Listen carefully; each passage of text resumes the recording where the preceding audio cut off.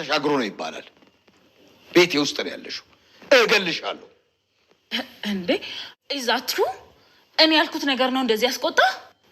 ይኸውልሽ ቤተሰቤን ለመበጥበጥ አንዲት ነገር አደርጋለሁ ብትይ እኔ አጠገብሻለሁ። ውሳኔው ያንቺ ነው። ያኔ ደግሞ ፈጽሞ አታውቂኝም፣ በጭራሽ አታውቂኝም። ድጋሜ ላስታውስሽ፣ ሰምቼሻለሁ። አንቺ ነው ወጣንቺ። ምን ነው እንዴት ምን ጎሎብሽ ነው ሙጭ ሙጭ የሚልሽ? እኔ እንጃ ዝም ብሎ እንደዛ ይለኛል። በ27 ነው ጠበል መውሰድ ያለባቸው እናትና አባትሽ። ተመዲ በሕክምና ያረጋገጥነው ነገር እኮ ተመርምሬያለሁ። ችግሩ ያለው እኔ ጋ ነው። በዛ ላይ ደግሞ ከደሬ ጋር ሆነን ነው ይሄን ነገር ያደረግነው። አትቆጭኝና ደረጀ ግን በሁለት ልጅ ብቻ አልፎ የሚቀመጥ ይመስልሻል? እኔ ግን ትላንትና ያረጋገጥኩት ትላንት የማውቀው ዛሬ የማውቀው ደረጀ በጣም ከባድ ሰው መሆኑን ብቻ ነው። ስለሱ ክፉ ነገር ልታወሪኝ ከሆነ በቃሽ መዲ፣ ሂጂ ወደ ነው ያወራሁት። ይኸውልሽ ማርቲ፣ እንደ እህት ልምከርሽ፣ ዋና ንብረታችሁን ቢያንስ በኤቢ ስም አድርጉ። ቆይ ማን እንዳይቀማን? አይምሮሽ ግን ደህና ነገር ማሰብ አይችልም አይደል መዲ? አይልሽም አላለሽም። አቶ ደረጀ ዛሬ እንግዲህ መድኃኒትን የመጨረሻ ማስጠንቀቂያ የሚመስል ነገር ተናግሯታል። ግን እሷ መስሚያ የላትም እንጂ ድጋሜ እንግዲህ ስታወራ ሰምቷት ነበረ። አብጌል ደረጀ ታጠገቧ አልሰማሽም ብላ ስትሄድ በቃ ይሄ አባትሽ ነው ይሄን ሁሉ ስራ የሰራው፣ እህቴን ማጃጃሉ ከየስርፋው ወልዶ ማምጣቱ ሳያንስ ደግሞ አንቺንም እንደዚህ አይነት ድንቆሮ እንድትሆኝ አደረገሽ። ወይኔ መድኃኒት በቃ የመጨረሻም ይሄን ነገር ሳላደርግ ከዚህ ቤት ወጣሁ እንደሆነ እውነትም እኔ መድኃኒት አይደለሁም። ከየስርፋው እየወለደ አምጥቶ እህቴ ላይ ለዚህ መጫወቻ እንዳደረጋል እኔ ደግሞ እሰራለታለሁኝ። በቃ ድጋሜ ከዚህ ቤት አንተኔን ሳልጨርስ አልወጣም በማለት እንግዲህ ዛቻ የመሰለ ነገር ነበረ ሲናገር የነበረው ቤተሰቦቻችን በጣም በሚገርም ሁኔታ ማለት ነው። ሶ በዚህ አማካኝነት እንግዲህ ደረጀ እንደዛ ሲል አብጌል ምንም አላለችም። በቃ ቀጥታ ነው የወጣችው ማለት ነው። ሶ አክስትየዋን እንግዲህ እስከ ዛሬ በህይወቴ ሰው ለመግደልም ተመኝቼ አላቅም፣ ገድዬም አላቅም። ግን እመኚኝ ይሄንን ያወራሽውን ይሄንን አሁን ስትይ የሰማውሽን ነገር አደርገዋለሁ ብለሽ ያሰብሽለታ እመኚኝ እገልሻለሁኝ ነው ያላት ማለት ነው።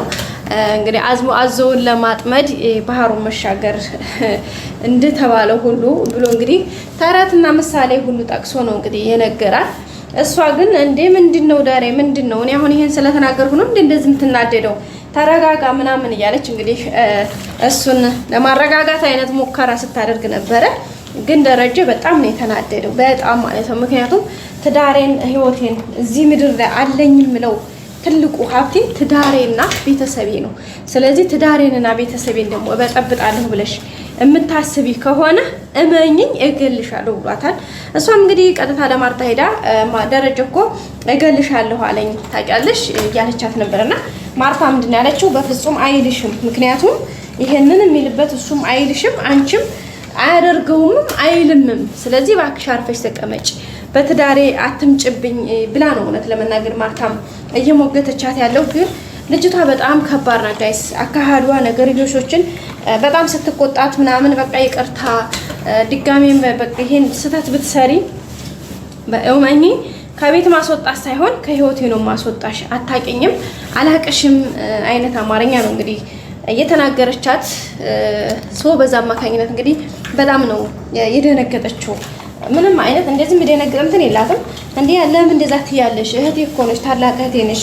ሶ ስለዚህ ሳጠፋ ተቆጥተሽ ቆንጥተሽ ገርፈሽ እዚህ አደረሽኝ እህቴ ነሽ። ስለዚህ አሁንም ባጠፋ እንደዚህ አይነት ውሳኔማ እንዴት ልትወስድኝ ልትብኝ ትችላለሽ? ምክንያቱም እህትሽ ነኝ፣ ልታደርጊው አትችይም እያለች እንግዲህ ድጋሚ እንኳን ስህተት ብትሰራ ለይቅርታ ልብ እንዲኖራት እህቷን አስቀድማ እንግዲህ ዳር እያለች ነው። ምክንያቱም ስህተት እንደምትሰራ አምናበት ስለሆነ ማለት ነው። ማለት በቃ አለ አይደለ ይሄን ነገር ቤተሰብ ውስጥ እንደምትገባ ይሄ አላማው አድርጋ ነው የመጣችው። በቃ እህቴንማ በዚህ ልክ እንዳደነቋረካችኋት ገና በነገራችን ላይ ባለፈ ስትገባ ግቢ ስትገባ ነው ገና በር ላይ ነው ለገዜ ሰምታችኋት ከሆነ መፈክሯን ስታሰማ የነበረው።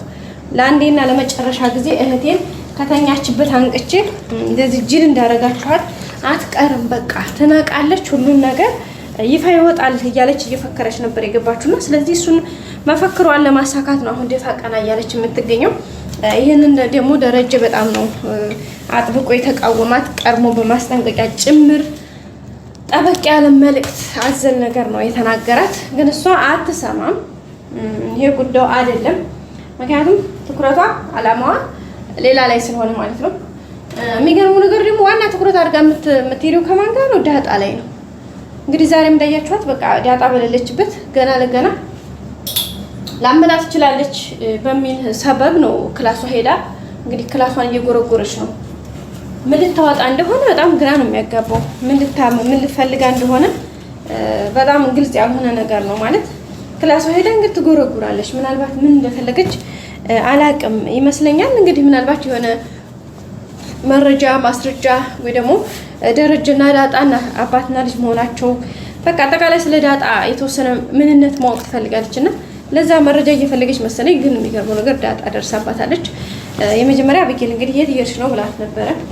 አብጌልን አይ ዝልተኛ ነው፣ ምክንያቱም ያቺ ዱርዬ መቼም ካሁን በኋላ አትመጣም፣ ስለዚህ እዚህ ማደር ፈለግኩኝ ስትላት፣ እንዴ አንቺሳ ክላስሽ ማረፊያሽ ክላስሽ ምን ሆነብሽ ነው ስትላት፣ እንግዲህ አይ ምንም አልሆነብኝም፣ ትንሽ ሙቀት አለው፣ ሲቀጥል ደግሞ መስኮቱን ፊት ለፊት ስለሆነብኝ ትንሽ እንትን አለኝና እዚህ ልደር ብዬ ነው ብላ ነው እንግዲህ የገባችው። አብጌልም ነቅታባታለች። በእርግጥ የሆነ ነገር ሴራ እንዲያሴረች። ስለዚህ አብጌል እያየቻት ነበረ። ዳጣም ከውጭ ስትመጣ እያየቻት ነበረ። ስለዚህ ቆማ በደረጁ ላይ ቆማ እያየቻት ነበረ ማለት ነው ቤተሰቦቻችን። እዚህ ጋር ደግሞ ዳጣ አሁን ክላሷ ስትመጣ እንግዲህ ውስጥ እየጎረጎረች ነው መሳቢያዋን ምናምን ሁሉ በቃ እንግዲህ ጋይስታ አይታችኋል። እያንዳንዱ ነገር ትከፋፍታለች። ለምን እየሰራች እንደሆነ አላቅም ማለት ነው። በጣም በሚገርም ሁኔታ እንግዲህ እንደዛ እያደባለቀች ነው የምትገኘው። ዳጣ እዚህ ጋር አሁን ትደነግጣለች፣ ትናደዳለች ምናምን።